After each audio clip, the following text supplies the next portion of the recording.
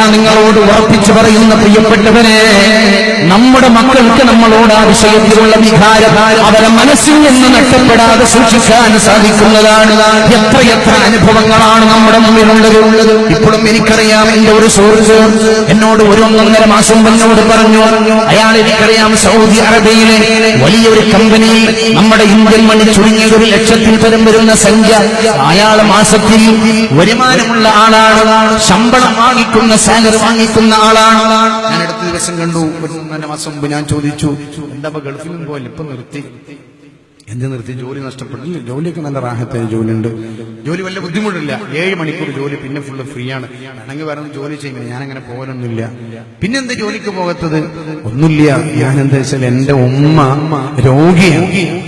അപ്പം പിന്നെ രോഗിയായ എന്റെ ഉമ്മയെ പരിപാലിക്കാനുള്ളത് എന്റെ ബാപ്പയാണ്, ബാപ്പയും അസുഖത്തിലാണ്. പിന്നുള്ളത് എന്റെ ഭാര്യയാണ്. ഭാര്യക്കാണെങ്കിൽ വീട്ടിൽ അവർക്ക് ഭക്ഷണം ഉണ്ടാക്കി കൊടുക്കണം, കുട്ടികളുടെ കാര്യം ശ്രദ്ധിക്കണം, അവരെ സ്കൂളിലേക്ക് പറഞ്ഞയക്കണം, അവരെ മദ്രസയിലേക്ക് പറഞ്ഞയക്കണം, ആ സമയത്ത് അവർക്ക് ആവശ്യമായിട്ടുള്ള ഭക്ഷണമൊക്കെ കൊടുക്കണം. അങ്ങനെ എന്റെ മക്കളെ, ഈ മക്കളെയും ബാപ്പനെയും ഉമ്മനെയും ഒക്കെ ഒന്നിച്ച് നോക്കുവാനുള്ള ഒരു പ്രയാസം എന്റെ ഭാര്യക്കുണ്ട്. അതുകൊണ്ട് ഉമ്മാനെ ബാപ്പാനെ വേണ്ടതുപോലെ പരിപാലിച്ചിട്ട് എത്തുന്നില്ല. അപ്പൊ ഞാനെന്ത് തീരുമാനിച്ചു, എന്റെ ഉമ്മയെയും ഉപ്പയെയും പരിപാലിക്കാതെ എത്ര കോടികൾ ഞാൻ സമ്പാദിച്ചിട്ടെന്താ, ആ കോടികളെക്കാൾ എനിക്ക് വലുത് എന്റെ പ്രിയപ്പെട്ട മാതാപിതാക്കളല്ലേ.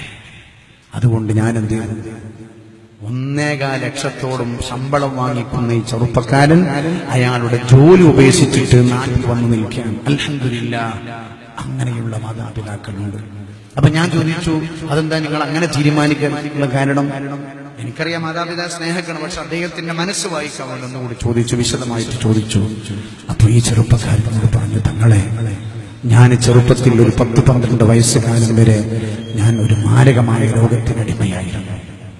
വളരെ പ്രയാസകരമായ രോഗം എന്നെ പിടിപെട്ടിരുന്നു. എന്റെ ഉമ്മയും എന്റെ വാപ്പയും ഒരുപാട് കഠിനാധ്വാനം ചെയ്ത് അവരെന്നെ വളർത്തിക്കൊണ്ടുവന്നു. അവരുടെ ജീവിതത്തിന്റെ ഒരുപാട് സമയങ്ങൾ, അവരെ സന്തോഷിക്കേണ്ട സമയങ്ങളൊക്കെ എന്നെക്കൊണ്ട് അവർ പ്രയാസപ്പെടുകയും ദുഃഖിക്കുകയുമായിരുന്നു.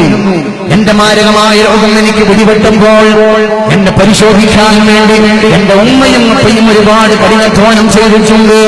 അവരൊരുപാട് വീടുകൾ ചെന്ന് പ്രയാസം ചെയ്ത് ജോലികൾ ചെയ്തിട്ട് അതിൽ നിന്ന് കിട്ടുന്ന വരുമാനത്തിന്റെ 80% മുഴുവനായിട്ടോ എന്റെ ബാപ്പയും എന്റെ ഉമ്മയും എന്റെ ചികിത്സയ്ക്ക് വേണ്ടിയാണ് തങ്ങളെ മാറ്റിവെച്ചിട്ടുള്ളത്. അങ്ങനെ എന്നെ പരിപാലിച്ചിട്ടുള്ള ഉമ്മയെയും ഉപ്പയെയും ഉപേക്ഷിച്ചുകൊണ്ട് എനിക്കൊരു ലക്ഷത്തിന്റെ ആവശ്യമില്ല. ഞാൻ സമ്പാദിക്കുന്ന സമ്പാദ്യത്തിൽ ഏറ്റവും വലിയ സമ്പാദ്യമെന്ന് പറഞ്ഞാൽ എന്റെ മാതാപിതാക്കൾ മരിക്കുന്നത് വരെ, എന്റെ മാതാപിതാക്കൾ മരണപ്പെടുന്നത് വരെ അവരെ പ്രയാസപ്പെടുത്താതെ, അവരെ മനസ്സിലൊരു വേദനയുമില്ലാതെ ഞാൻ രോഗിയായി കിടന്നപ്പോ ഏതൊരു വിധത്തിലാണോ എന്റെ മാതാപിതാക്കൾ പരിപാലിച്ചിട്ടുള്ളത്, അതേ രീതിയിൽ എന്റെ പ്രിയപ്പെട്ട മാതാപിതാക്കളെ പരിപാലിക്കണമെന്ന അതിയായ ആഗ്രഹമാണ് തങ്ങളെ. ഞാൻ എന്റെ ലക്ഷക്കണക്കിന് വരുന്ന സാലറിയുള്ള എന്റെ ജോലി ഉപേക്ഷിച്ചുകൊണ്ട് ഗൾഫിൽ നിന്ന് ഇങ്ങോട്ട് വരാനുള്ള കാരണമെന്ന് ഈ ചെറുപ്പക്കാരൻ പറയുമ്പോ എന്റെ മനസ്സ് നിറഞ്ഞുപോയി. ഇങ്ങനെയുള്ള മക്കളൊക്കെ ഇപ്പൊ ഈ ദുനിയാവിൽ ജീവിച്ചുകൊണ്ടിരിക്കുന്നുണ്ടോ? എന്നാൽ ഇതിന്റെ ഓപ്പോസിറ്റ് നടക്കുന്ന എത്രയോ ഗ്രഹങ്ങളുണ്ട്, വീടുകളുണ്ട്.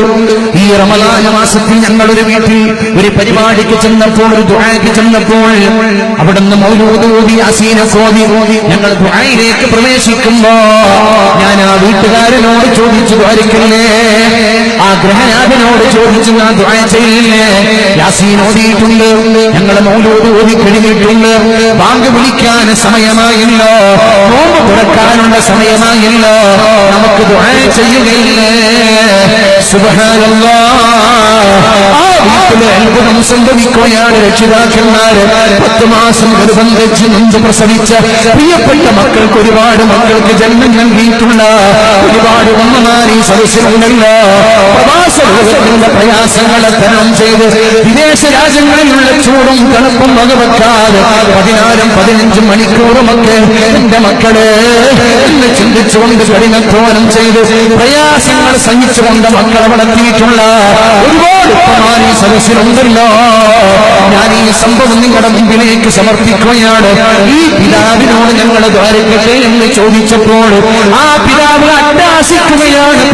പ്രിയപ്പെട്ടവരെ, അയാൾ കരയുകയാണ്, കരയുകയാണ്, കരയുകയാണ്. ഞാൻ ചോദിച്ചു, എന്തിനാ നിങ്ങൾ കരയുന്നത്?